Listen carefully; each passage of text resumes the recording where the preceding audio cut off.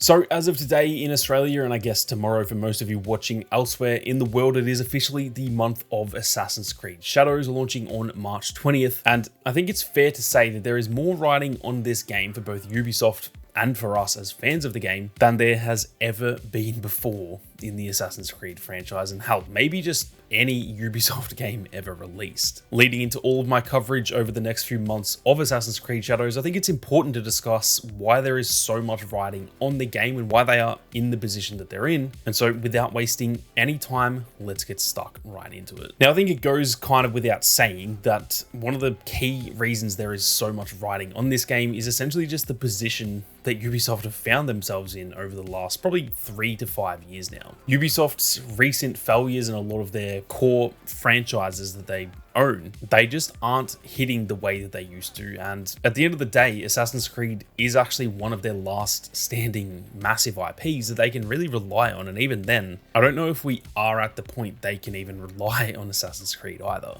Even just looking at, for example, the last year to 18 months or so, there are so many games that they've released that just haven't hit the mark, and it has resulted in so much pressure building for Ubisoft. You look at X-Defiant, initially it did really well. That game actually launched with the highest player count at launch of any Ubisoft title ever. Only for about 6 to 10 months after that game launched, it was cancelled and the team behind it has been shut down. You look at Skull and Bones, and to be honest, I don't even need to say a single word about that game. That game is a catastrophe from top to bottom, and it was kind of always going to be that. And even when you look at a game like Prince of Persia: The Lost Crown, that game, in my opinion, was actually phenomenal. It made it into my own personal Game of the Year nominee list as the 5th or 6th best game that I played in 2024, and it was received really well by critics and players and everything, but it just didn't sell well. And unfortunately, less than a year after it launched, despite being essentially universally praised, the team behind it was shut down after poor sales. All of this has led to Ubisoft being in a position where it seems as though they're potentially looking to sell to a bigger company. We've heard a lot of rumors over the last few months that Yves Guillemot is essentially trying to sell the company, or even potentially find his own investors to buy the company outright and get additional funding. There's been rumors of companies like Tencent, for example, lurking around Ubisoft, and I dare say that if this game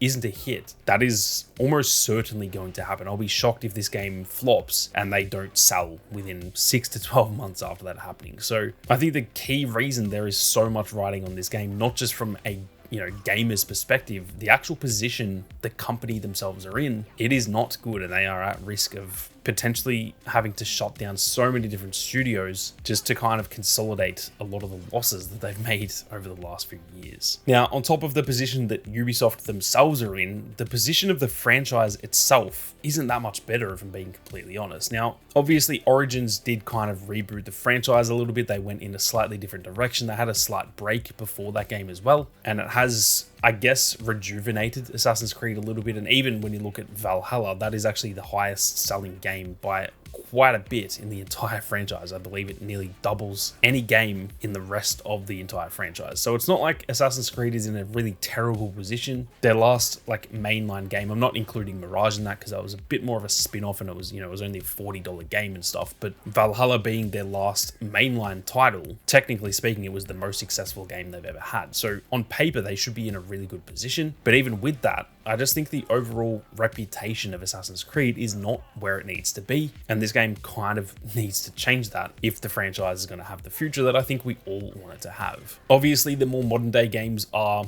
very different from the OG Assassin's Creed games, the Ezio trilogy, Assassin's Creed 3, Black Flag. It's obviously very different than those type of games when you look at Origins, Odyssey, and Valhalla, where they've gone to that more, I guess, open world RPG type of game. And I think this game, it needs to kind of blend both of those different genres together, because for me, that is probably the direction that Assassin's Creed needs to go. I'm fine with them going with that sort of RPG style. I think most of those games have been decent games, but I think we also want them to return to the DNA of Assassin's Creed, where they return with the actual assassin stuff, the stuff that we did get in Mirage, because that is where the majority of the player base fell in love with that typical assassin gameplay. And I think even though the recent games have done fairly well, I think that's what has kind of been missing from those games. And so hopefully with what we've seen from Shadows, obviously being a lot more in line with that, having the two different sort of play styles that we can choose from throughout the game, hopefully they can blend that a little bit better to where it is still an open world RPG type of game, yet it still feels like Assassin's Creed. Now, before we go any further, if you guys are interested in more Assassin's Creed Shadows content and you are new to the channel, be sure to hit that subscribe button. There is so much content on the way.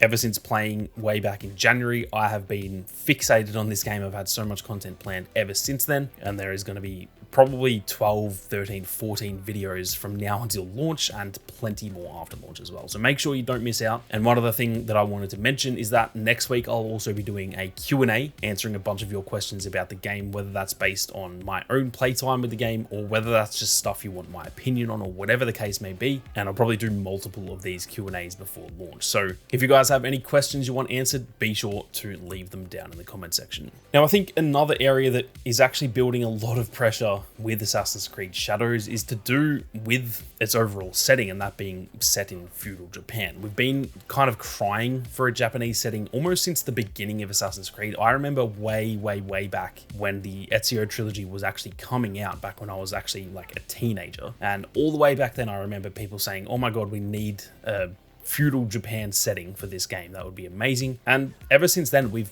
really been sort of asking for that every single time they release a game, only to just never get it until now, obviously. So I think that there is a lot of pressure on that. Unfortunately, they have put that pressure on themselves by waiting this long, and unfortunately waiting until the game is in the situation that it is in terms of the entire franchise. So that just adds even more pressure as well. They really need to nail the Japanese setting, because realistically, feudal Japan is probably one of the most promising settings they can ever do. And if they don't nail the feeling of this game and its overall setting, that is not a good look for the franchise moving forward. I think when it comes to the open world of this game, it just cannot afford to be another boring, mindless open world like a lot of other Ubisoft games have had. That is a common sort of recurring theme when it comes to Ubisoft games, is that they often have those typical checklisty, mindless open worlds that aren't bad, but they're not great either. They're just all kind of a 6 or 7 out of 10. They look pretty, but they aren't designed perfectly well to make them an enjoyable experience, and that just cannot be the case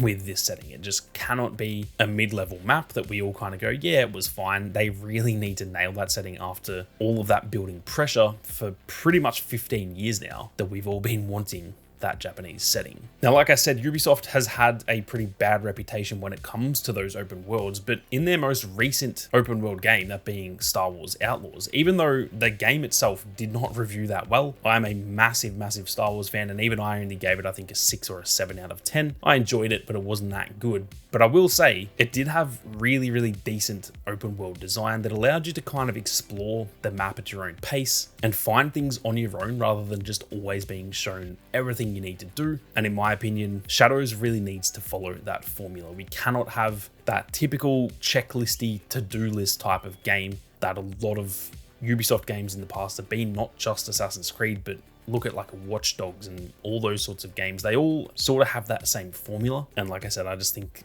if they go down that path again, that is not going to end well for this game at all. Now, the last thing that I wanted to mention when it comes to areas that are building pressure on Assassin's Creed and also just on Ubisoft in general, something else that has been pretty unfortunate timing for them is that obviously Ghost of Yotei is coming out this year as well. And we all know that these two games are going to be compared by every man and his dog. That is just bound to happen. And so with how successful Ghost of Tsushima was, and how a lot of people instantly sort of said that that was what Assassin's Creed should be, even though obviously they're very different games, but I think in terms of the open world design and stuff, that was what people wanted. And after how successful that game was, if Shadows ends up being a massive flop and then Ghost of Yotei comes along and it is a massive success like Ghost of Tsushima, that just does so much more damage to Assassin's Creed. If at that point it's already flopped and then another game comes along and actually kind of does its formula better than itself, that is a terrible look for Assassin's Creed. And so that just adds even more pressure. Even if Assassin's Creed Shadows is a really good game, it will still be compared to Ghost of Yotei. And I'm not going to lie, that's going to be a very hard game to beat if it is anywhere close to as good as Ghost of Tsushima. So it just adds even further to all of the pressure. And like I said, there is a lot of pressure building on this game, and there has been for quite some time. I think it is going to be very, very interesting to watch how it all pans out, and I think it either results in this game being a flop or Assassin's Creed kind of returning to form. So it is going to be very interesting to watch either way. But that is going to do it for this one, guys. Like I said, if you have any questions about Assassin's Creed Shadows based on my playtime or just stuff you want my opinion on or whatever the case may be sure to leave those down in the comment section. And if you are new here, be sure to hit that subscribe button, as there is plenty more content on the way. But with that being said, thank you all very much for watching. You guys have a great day, and I'll catch you all in the next one.